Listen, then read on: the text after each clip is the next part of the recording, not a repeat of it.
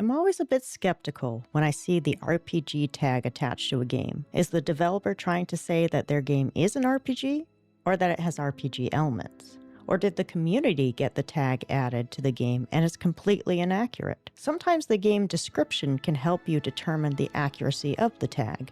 In the case of Habromania, which specifically calls itself an Alice in Wonderland inspired RPG, I felt more investigation was needed. So, determined to find out if this dark spin-off is actually an RPG or not, I tried out the demo.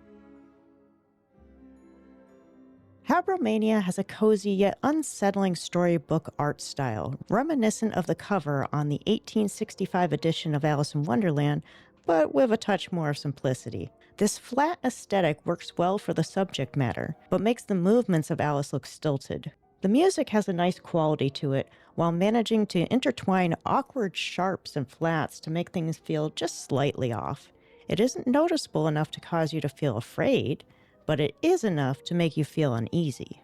There is no voice acting in the game, but the developers used a clever stand-in, piano notes. When Alice or another Wonderland character speaks, piano notes play along with the dialogue text.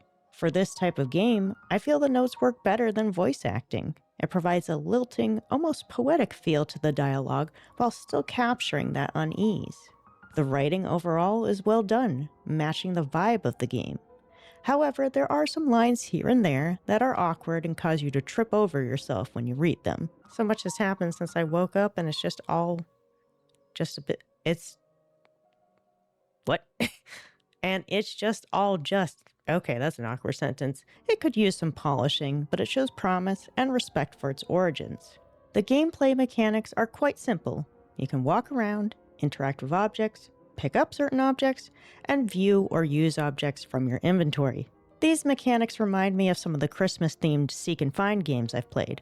As you walk through Wonderland, you'll find certain areas can't be accessed yet until you've solved a puzzle. Sometimes the puzzle requires combining objects or using an object on something in the environment. Sometimes you need to find a key. I didn't find any of the puzzles in the demo to be daunting, though some took a few tries to understand what the game was trying to imply. As I played, I kept waiting for the introduction of something that would fit the RPG label. Maybe Alice develops skills in a branching tree that you get to choose from and therefore customize your playstyle. Maybe you collect cosmetics that allow you to customize Alice's appearance.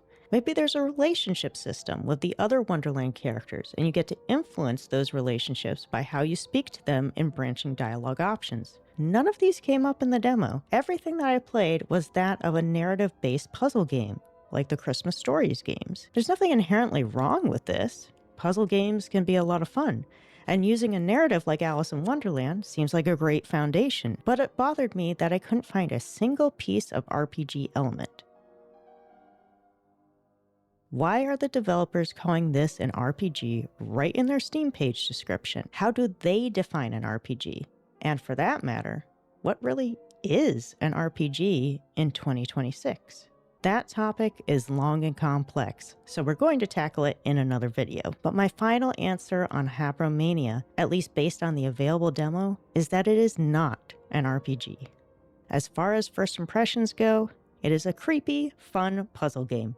It has the potential to be a unique and engaging experience. I encourage you to try it out if that's a genre you enjoy, but not if you're going in expecting an RPG. Have a game you're interested in but aren't sure about? Leave it in the comments, and maybe we'll choose it for a first impressions video. Thanks for watching.